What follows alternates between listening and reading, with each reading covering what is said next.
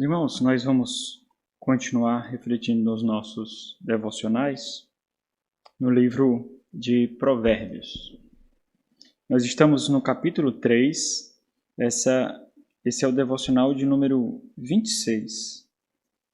No último devocional, nós refletimos mais na sentença que se repete durante todo o livro de Provérbios, o clamor pungente do pai, clamando para que o filho o escute, para que o filho o ouça, para que o filho perceba que em suas palavras há vida, que em suas palavras há instrução para o Senhor. Na última mensagem que nós refletimos nessa sentença, nós refletimos sobre a humilhante missão dos pais. E nós vamos tentar olhar para o capítulo 3 segundo essa perspectiva, de como o pai orienta o filho, ou de como o pai busca intensamente mostrar o caminho de vida para os filhos. Embora, pelo que nós percebemos, existe uma barreira muito grande para não ouvir. Existem obstáculos que impedem que o filho ouça. Então, por isso nós percebemos a paixão dos pais que falam, que gritam. Um devocional anterior, refletindo sobre o versículo 1 e 2 também, do capítulo 3, a mensagem foi: a sabedoria significa não ignorar. Então, nós temos alguns indícios de disposições para a sabedoria, mesmo sem ainda sermos sábios. Significa, então, confiar na sabedoria de outros e enxergar vida na sabedoria de outros. É assim que os filhos devem observar a sabedoria dos pais. É assim que nós devemos observar as palavras e instruções daqueles que viveram um pouco mais do que nós, que têm um pouco mais de discernimento, de percepção do que nós, e pelo simples fato de nós termos ciência que nós não conseguimos enxergar todas as coisas, Se nós pegarmos aí a metáfora do corpo, que é assim que nós somos descritos, sempre usando palavras coletivas do corpo, do edifício, da videira, da família, nós observamos que nós não somos suficientes para nós mesmos. Nós carecemos do outro. Daí, então, a autonomia é um grande prejuízo para a nossa vida. O senso de ser autônomo, não sei se você já percebeu, mas existe uma disposição tão grande em nós sermos autônomos. Nós não gostamos de prestar contas, nós não gostamos de falar da nossa vida, nós não gostamos de dar explicações. E quanto mais esse mundo nos engana sobre algum tipo de poder que nós temos, de notoriedade que nós temos, quanto mais isso acontece, mais nós trafegamos para esse lado. Daí então, mais ainda, nós nos tornamos tolos. Isso acontece demais com aqueles que pouco viveram, com aqueles que não têm tanta prudência, inteligência, sabedoria, discernimento. Por isso que a autonomia ela é tão agressiva para a igreja, porque ela nos faz desprezar os dons do outro, a instrumentalidade do outro, essa mutualidade, esse uns aos outros não é vivenciada. E nós vivemos em uma cultura que trafega cada vez mais por isso. Por exemplo, se você tem um pouquinho mais de recurso financeiro, é mais fácil isso acontecer com você. Se você tem um pouco mais de escolaridade, é mais fácil isso acontecer com você. Se você tem um pouco mais de bens, é mais fácil disso acontecer com você. Se você tem um pouco mais de iniciativa, de proatividade, isso é um pouco mais fácil de acontecer com você. Cada vez que nós temos em nós mesmos instrumentos, aspectos que nos deixa autônomo, ou seja, que parece que nós dependemos de nós mesmos, que parece que nós somos suficientes, cada vez mais que isso acontece, nós temos mais essa disposição de autonomia. E isso é muito, mas muito agressivo mesmo, porque isso tapa os nossos ouvidos, os nossos olhos, as nossas mentes. Então, Aqui vem aquele princípio de que a quem muito é dado, muito é cobrado. Então, não é pecado ser mais inteligente, não é pecado ser mais culto, não é pecado ter mais iniciativa, não é pecado ter mais bens. Mas nós entendemos piamente que nós estamos num mundo que se corrompe e com ele todas as coisas que nele vivem. Só não se corrompem, irmãos, aqueles que estão arraigados lá no outro mundo, no mundo por vir. Esses não se corrompem, porque eles foram renascidos em Cristo Jesus. Eles têm uma nova vida com a natureza que vem lá do alto. E essa natureza, ela é incorruptível, ainda não completamente, mas o fato de sermos preservados por Cristo nos faz experimentar essa incorruptibilidade, porque nós não morreremos, nós não apodreceremos, nós não pereceremos. Então nós já experimentamos esse aspecto, que é justamente o aspecto de segurança. Nós não mais morreremos. Nós não mais ficaremos num estado de degradação como aqueles que não nasceram de novo. Nós não experimentaremos mais isso. Mas ainda assim, nós experimentamos as grandes influências, os grandes reflexos da corrupção desse mundo, né? Então nós vemos aqui o grito dos pais para que os filhos ouçam. Em alguma medida, esse é o trabalho de cada cristão. Esse é o trabalho do cristão de instruir, é o trabalho do cristão de ensinar, de mostrar que naquele caminho a morte, não vai por aquele caminho, porque naquele caminho a morte, naquele caminho a desgraça, naquele caminho a miséria. Esse é o trabalho de todos nós.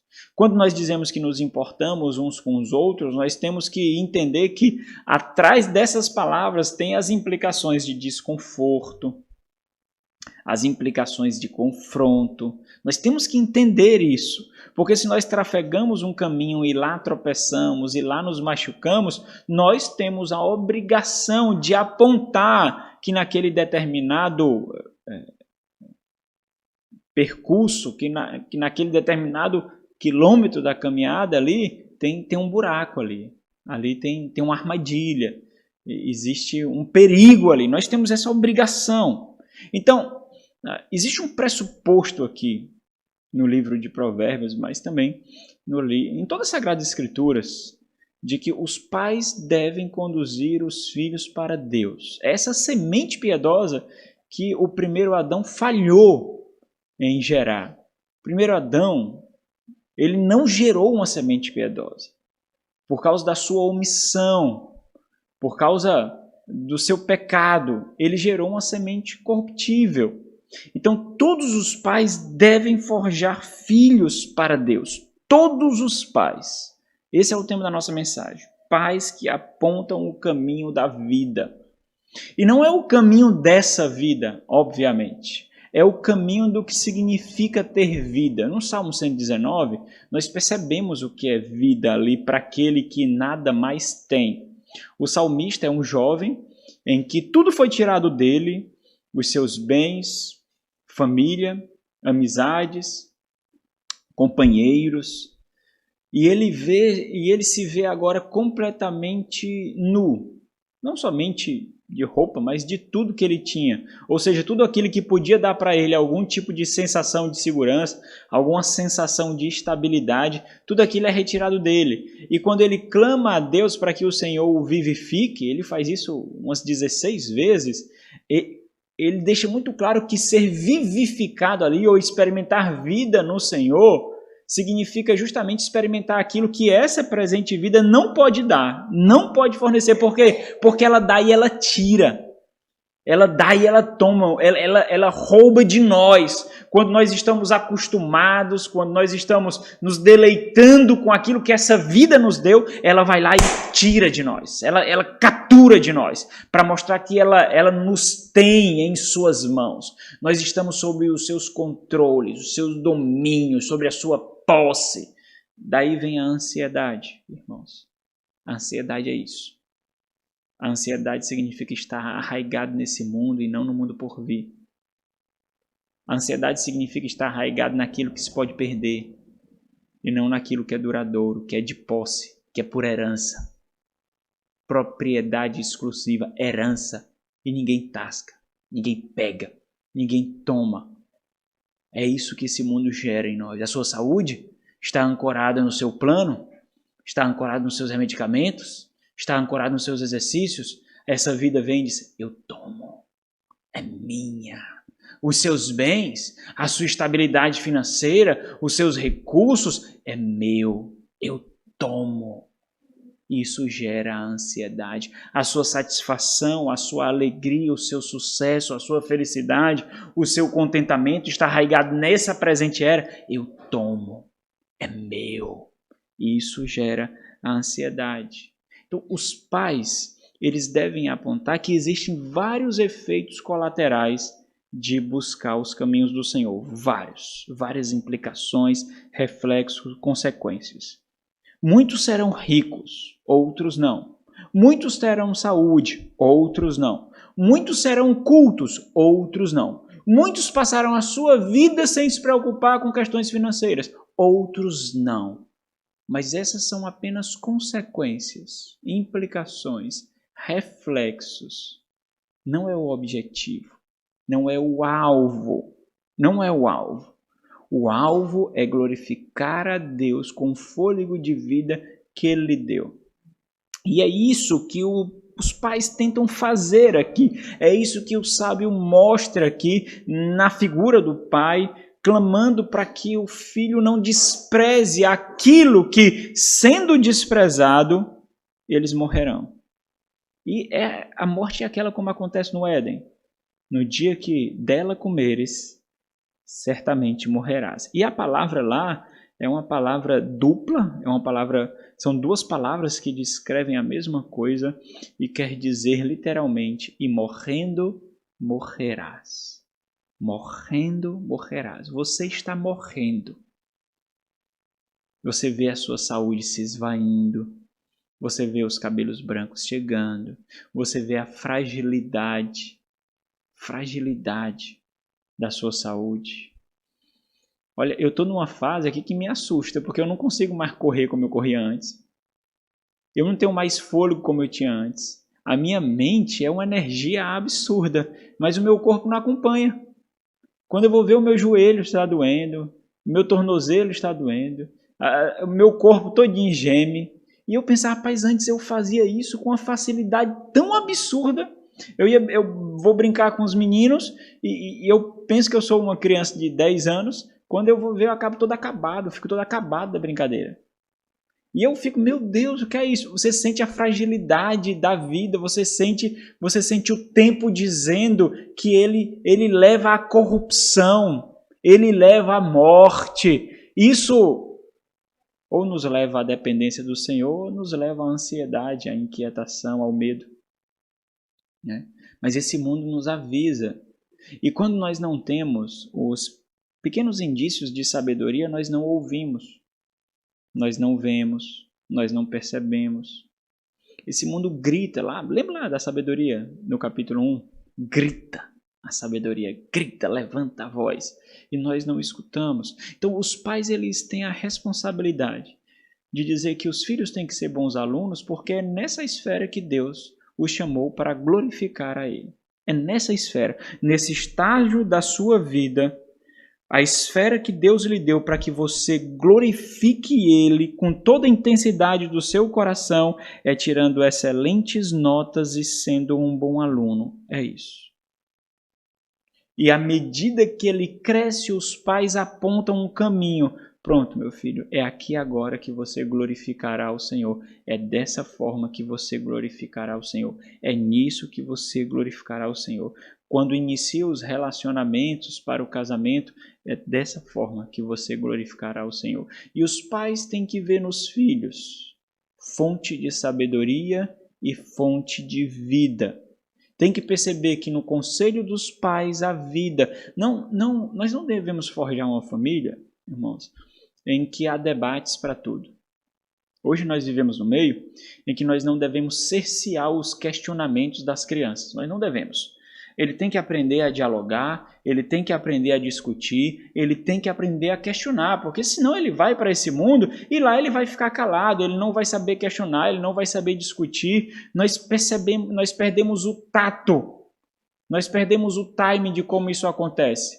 E aí, ao invés de os filhos nos obedecerem, nós temos que incentivá-los, influenciá-los, nós temos que fazê-los compreender e aceitar que essa ou aquela decisão é melhor.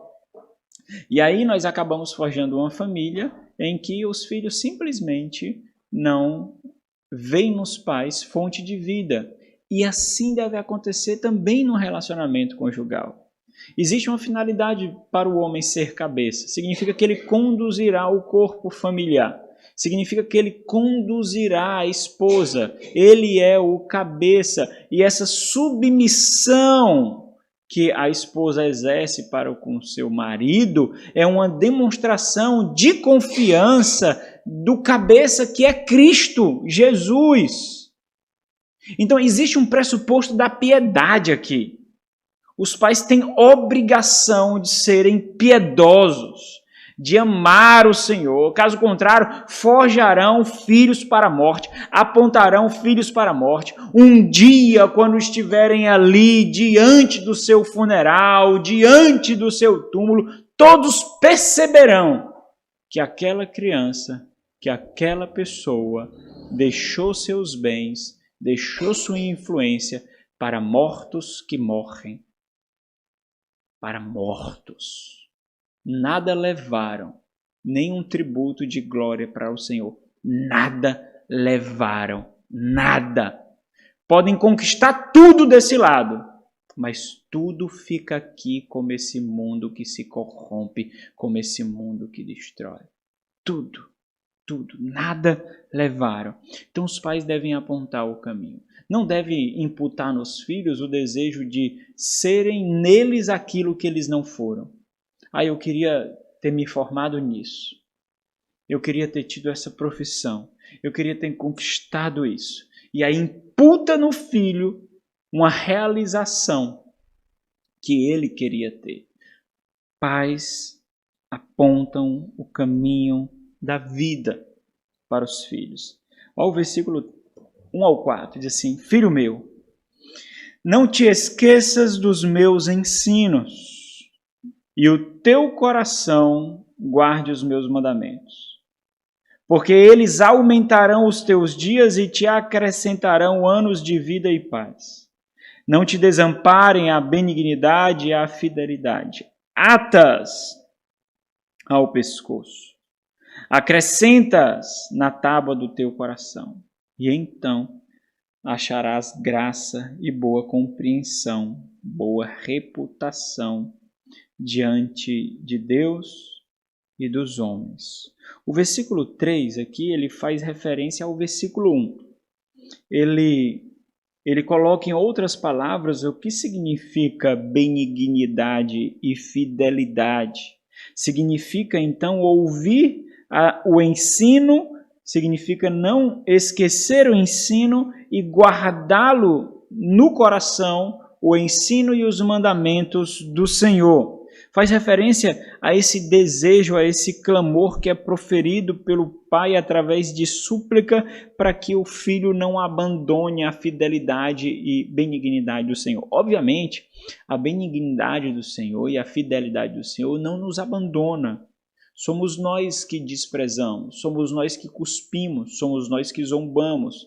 Então, o versículo 3 aqui, apesar de ser proferido como uma espécie de rogo, de súplica, de petição, é um clamor para que o filho não despreze, para que não aparte dele a bondade do Senhor.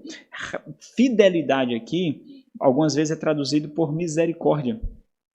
É aquela misericórdia pactual, Hesed. É a misericórdia pactual do Senhor. É aquilo que vem a nós através dos termos pactuais. Não despreze, caso contrário, eles se afastarão de ti. Então, benignidade de Deus e fidelidade de Deus é experimentada por nós à medida que nós buscamos os ensinos do Senhor, os mandamentos do Senhor. E é interessante que o veículo por meio do qual isso vem a nós são os pais, são aqueles que o Senhor colocou para nos instruir. Se você não teve pais piedosos, você tem a obrigação de ser um. Se você não é o pai impiedoso, você está conduzindo o seu filho para a morte, o seu lar para a desgraça. Aqui está a bênção de ter pais piedosos. Eu lembro constantemente, algumas crianças aqui, e os meus filhos também, a bênção que é, o dom de Deus que é ter pais piedosos.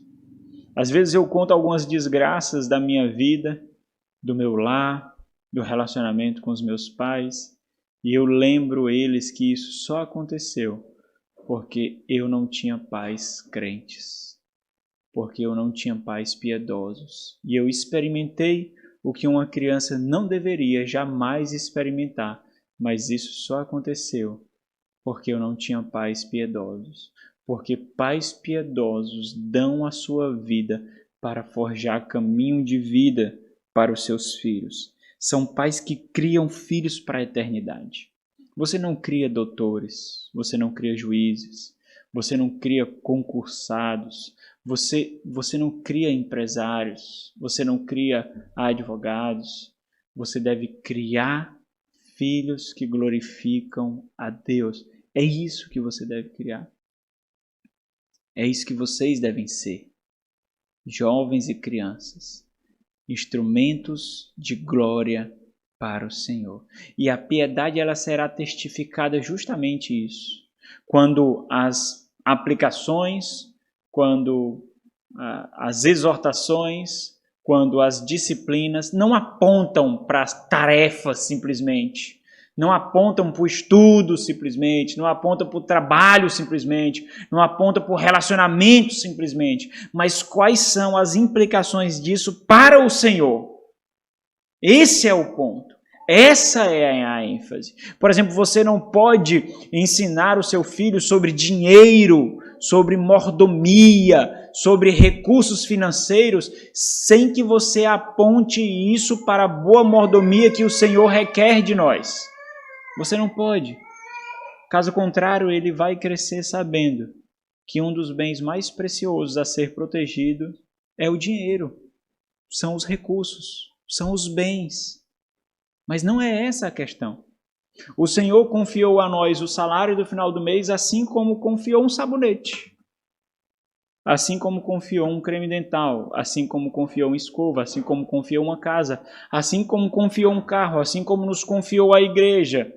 E é essa percepção que nos faz ter o mesmo rigor em tudo aquilo que o Senhor nos confiou. Não é porque o dinheiro abre portas, não é porque a riqueza abre portas, não é por causa da pseudo-estabilidade que eles podem fornecer, mas é porque nós prestaremos conta. E a forma como nós utilizamos demonstra ou gratidão ou ingratidão. Se você percebeu, o ponto do pai aqui é mostrar que as escolhas têm consequências. E a ignorância não nos faz perceber a profundidade dessas consequências. Mas toda ação gera uma reação. Toda escolha, entenda isso, toda escolha gera uma consequência. Toda escolha. Às vezes é o efeito borboleta. O bater de asas de uma borboleta aqui geram terremotos, ventanias e tempestades do outro lado do mundo. Às vezes é isso. Às vezes pequenas escolhas. Sabe quando você tem uma porta de vidro? Ou então uma pedra de mármore? As pessoas que racham, que talham, né, as pedras de mármore, têm uns pontos certos para bater, para que tirem a lasca bem direitinho. Às vezes nós tiramos só uma pontinha, nossas escolhas tiram uma pontinha da pedra. Mas algumas vezes, as nossas escolhas, por menores que elas sejam, pegam num ponto nevrálgico que tira toda uma lasca, que parte ao meio, que gera consequências absurdas. Aí talvez diante disso, seja algum tipo de ansiolítico, de tranquilizador, nós dizermos assim, mas eu não sabia que ia acontecer isso.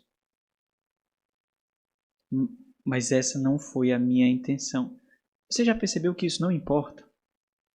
As consequências não olharão para você e dirão assim, tudo bem, agora sim. Não, nós vamos retroceder aqui, nós vamos desfazer o que foi feito, porque essa não foi a sua intenção. Olha aí, desculpa, eu pensei que você tinha feito por intenção. Como não foi sua intenção, então nós vamos desfazer a desgraça aqui. Não adianta. Os efeitos virão. É por isso que sabedoria significa ouvir. Você ouve, justamente porque você não sabe, porque você não entende. É por isso que você ouve, é justamente por isso, porque as consequências virão e os pais apontam isso aqui, é isso que o pai faz, ele aponta, observa.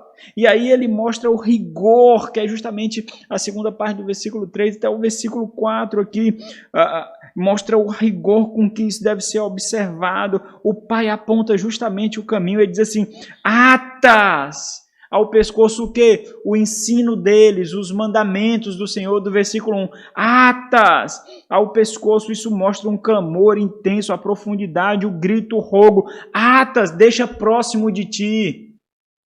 Deixa diante de ti, deixa ao alcance das tuas mãos, leva-o contigo, atas ao pescoço, escrevas na tábua do teu coração. É interessante que coração é o centro das decisões do homem, é a central de comando das decisões, das escolhas, é o coração. A ideia do texto hebraica é de quando nós escolhemos aqui, no coração. É aqui onde nós tomamos as decisões.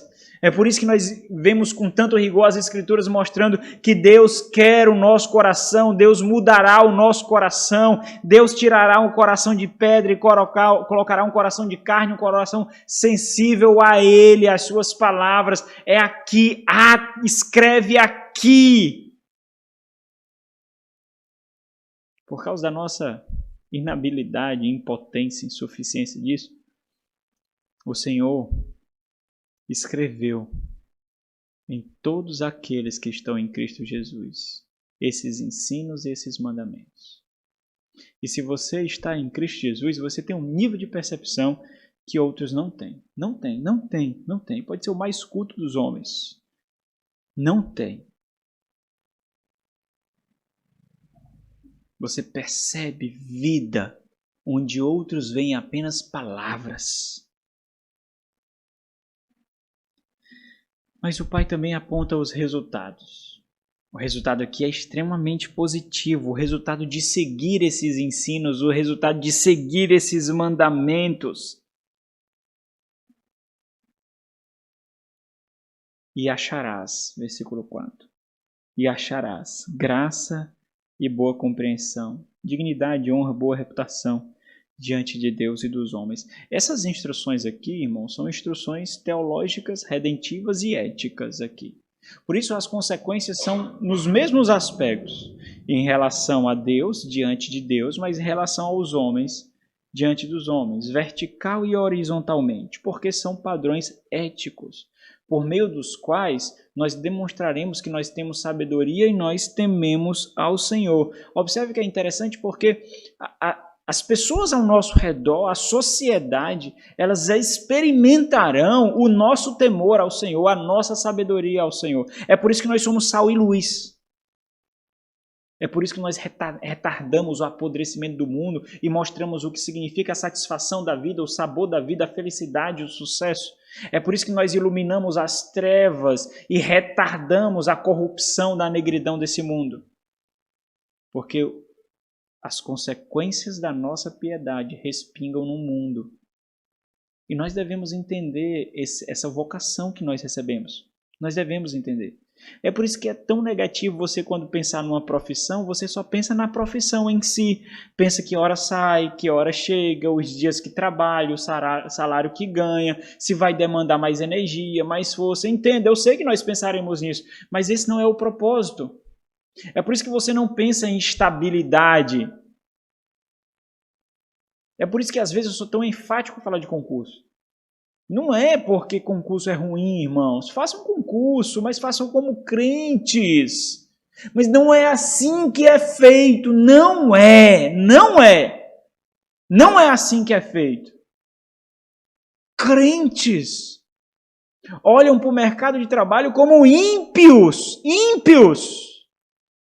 E às vezes usam até recursos que parecem ser plausíveis. Não, porque assim eu vou ter mais tempo para a igreja. Não, porque assim, entenda a finalidade do trabalho, é você ser sal e luz no trabalho, lá.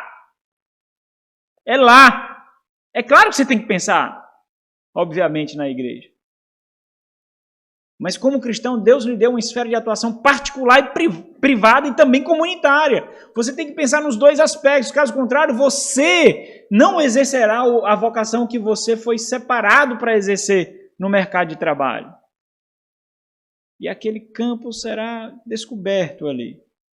É óbvio que você tem que escolher as implicações do quanto isso lhe tirará da igreja, da comunhão dos santos. É óbvio. Mas você tem que entender que você não deve dedicar aqueles tempos ali de estudo, aqueles tempos ali de trabalho, como se fossem vividos sem propósito, em que você não demonstrará a graça de Deus ali. Então, nós vemos aqui que Deus ele exibirá o seu favor dele através dos nossos relacionamentos aqui, diante de Deus e diante do homem. E os pais mostram os caminhos nos quais os filhos andam e como eles devem andar. Os pais mostram. Os pais não jogam os filhos. Eles ensinam. Olha, é morte aí. É morte. Tem tempos que nós seguramos pela mão e não deixamos ir. Tem momentos que nós tapamos a boca e dizemos, cala a boca. Mas à medida que os filhos crescem, nós não conseguimos ter o mesmo conduta, o mesmo comportamento. O discernimento aumenta. O discurso muda. A forma de apontar também muda. Olha, vai morrer. Vai morrer. Você vai morrer. Tem certeza? Você vai morrer. É essa a escolha? Você vai morrer. Entenda. Você vai morrer. É isso. Agora os pais devem entender que muito mais de vestir e dar alimento aos seus filhos, eles devem apontar o caminho de vida. Essa é a obrigação de vocês, pais. Essa é a vocação de vocês, homens e mulheres, que forjarão família. Essa é a vocação de vocês, filhos. Vocês devem rogar para que os seus pais sejam assim. E cada um de nós devemos encontrar pessoas assim dentro da nossa igreja, que nos instrua para a vida. Vamos orar. Nosso Senhor e Deus, Pai de misericórdia e graça, Senhor todo bondoso, ajuda-nos nessa vocação que é tão impossível a nós, mas graciosamente o Senhor a executa através de vasos de barro, seres imperfeitos como somos. Arranca de nós as expectativas desse mundo que se corrompe. Ajuda-nos, ó Deus, em nome de Jesus, a sermos sábios e forjar sábios. Ajuda-nos, ó Deus, a forjar sabedoria naqueles que o Senhor colocou no nosso campo de influência. Em nome de Jesus. Amém.